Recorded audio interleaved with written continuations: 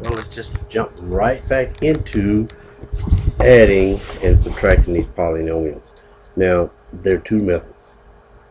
Um, Again, as we talked about in class, I want you to know both, but you choose which is better for you. First method is the vertical form. Vertical form is simply if you're adding 1, 2, 3 to 4, 5, 6, you're gonna line those up in some type of form, 1, 2, 3, and 4, 5, 6, and you're gonna add. Well, you do the exact same thing with these polynomials here. So it's not, to me, it's a very good form. So let's just go ahead and jump into it and see what we can do with it. Now, when you look at the very first one, we see our like terms are 8 to the third and 8. Okay, those are our like terms. So I think it'll be to our benefit to just go right ahead and rewrite this so we can put like terms together, or actually add our like terms.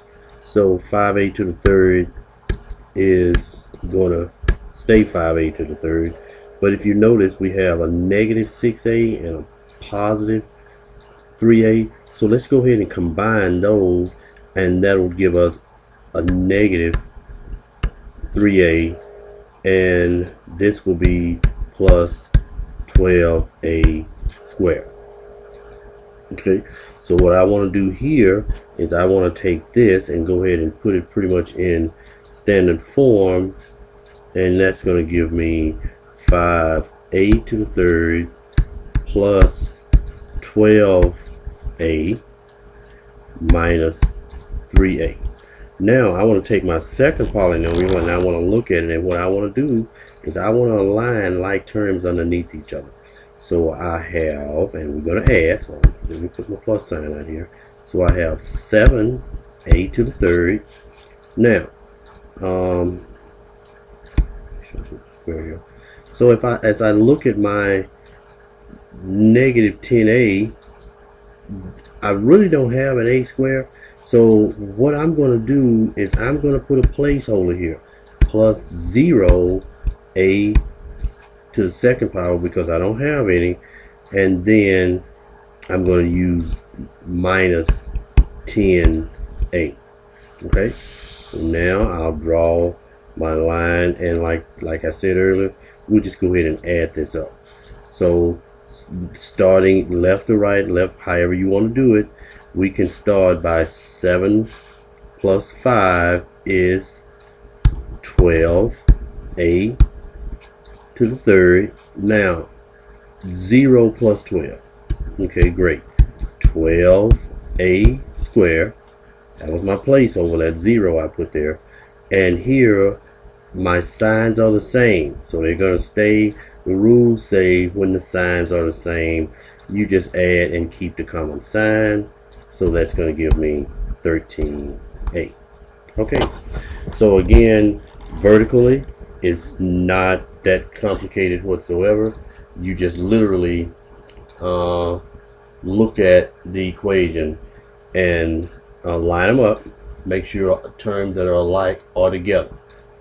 Okay, let's work one more before we move on to the other method. So one more.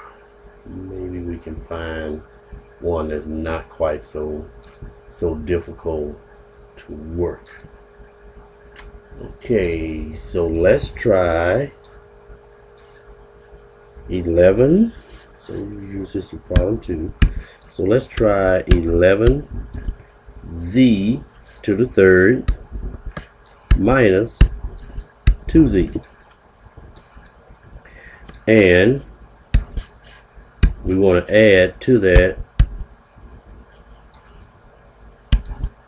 z to the third minus 5. Great.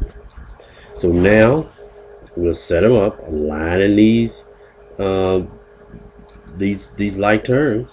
Okay, so let's go with 11 z to the third minus 2z. There we go, 2z. And I'm going to say plus, I have just simply z to the third. I have no z, so again I'm going to put plus 0z minus 5. Now here, if you would like, we can just go ahead and put plus 0 here because we don't have any. Just want to put placeholders so you can see exactly what we were doing. Actually, we can do these without these placeholders, but let's start here. We have 11, and what do we say? That when a variable does not have a coefficient in front, yes, that coefficient is 1.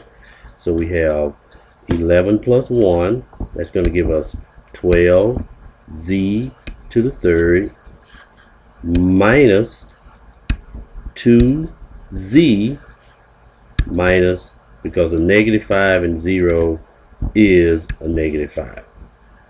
So again, vertical form, it's efficient, and it's also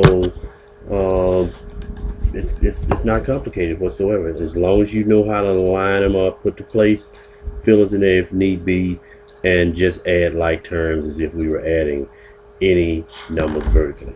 All right, thank you. We'll do one more in a minute, just so we can see how to do so from the horizontal method.